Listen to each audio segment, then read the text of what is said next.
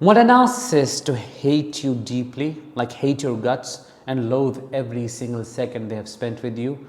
Want them to feel defeated?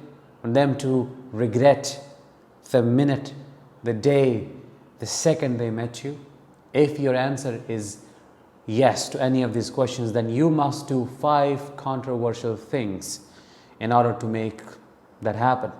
What are these 5 things? Let's find out in today's episode. I am Danish, a narcissistic abuse recovery professional, your host today. In this episode, we are going to talk about 5 things you must do to make a narcissist hate your guts.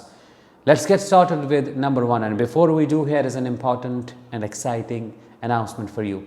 I'm doing an online 3-hour workshop on how to break a trauma bond with a narcissist in 5 practical steps. This workshop is happening on March 2nd and 9th, and I only do it twice a year. You can click the I button above or the link in the description of this episode to book your spot now. Number 1, think for yourself. You got it. A narcissist wants you to think about only one person, and it's them. You cannot think about yourself.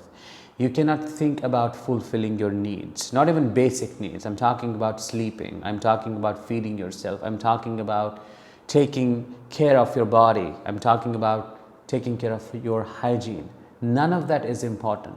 You cannot focus on any of that, because if you do, you are abandoning them, or that is how they perceive it.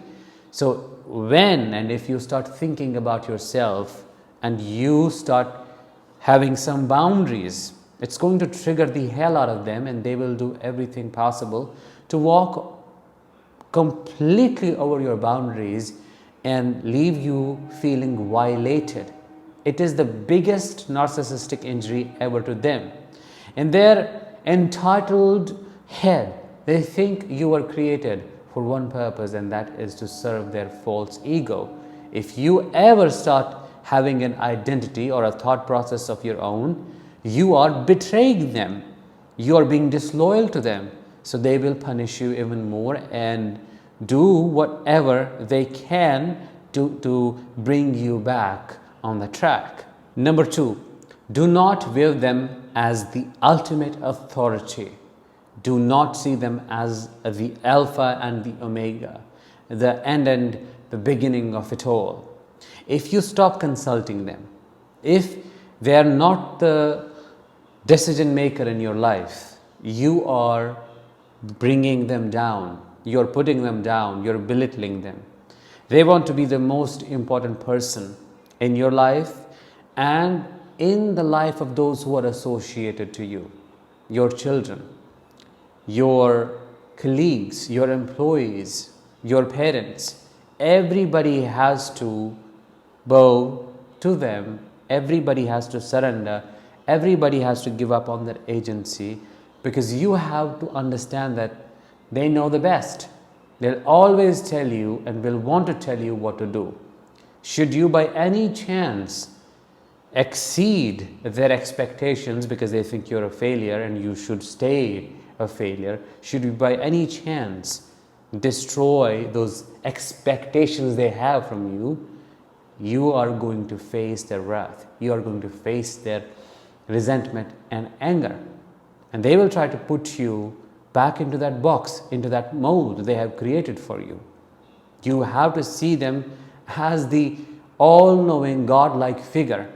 In the context of a parental relationship, it's crazy. They will want you as their child to stay young forever in that infantilized state, and always listen to them in the terms of who you choose as your partner, when you get married, how you get married, what you wear, what you eat, who you sleep with, who you make friends with, where you work, how much you earn, what you do with that earning.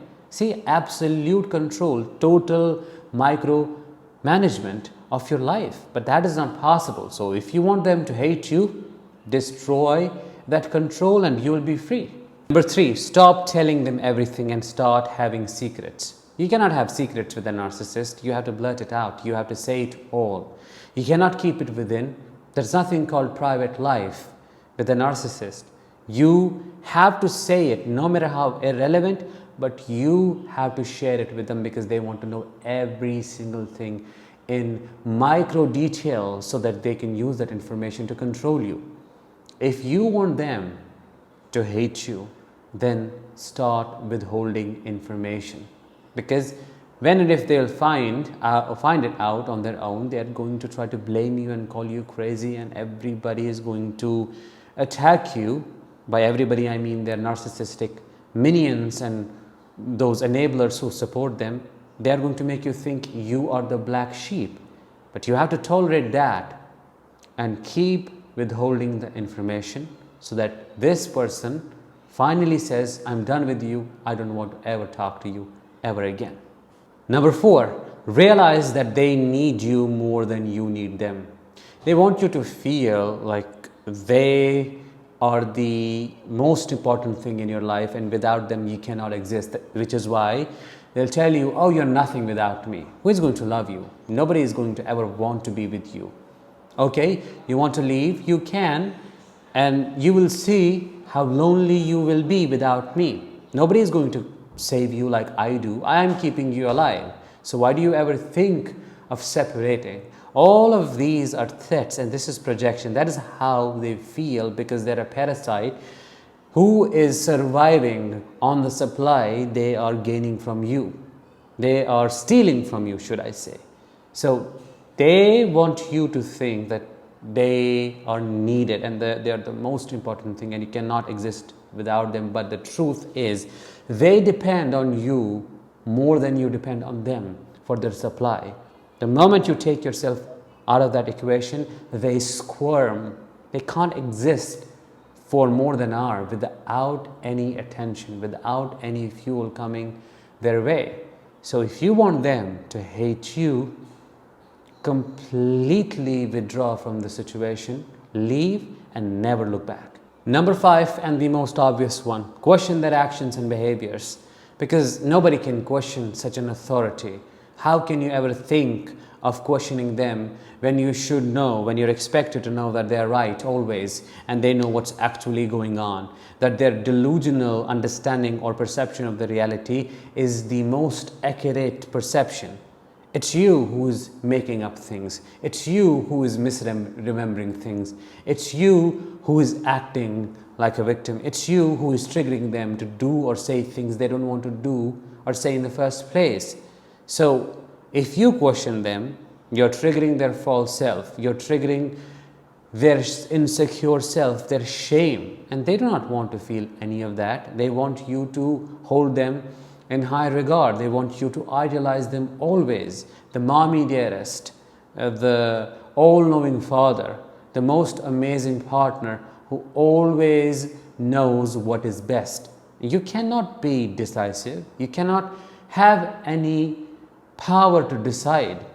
There is no room for your choice. So if you question their wrong decisions, you are hurting them. If you want to hurt them even more, question them and completely leave, completely withdraw yourself, because you cannot hold them accountable and simultaneously stay. It's not possible. You have to be subservient and compliant in order to keep the peace, but that is the most pathetic way of living with your partner or parent. That was it for today's episode. I hope you found it insightful. Let me know what you liked the most in this episode. I will talk with you in the next one. Until then, as always, let the healing begin and continue.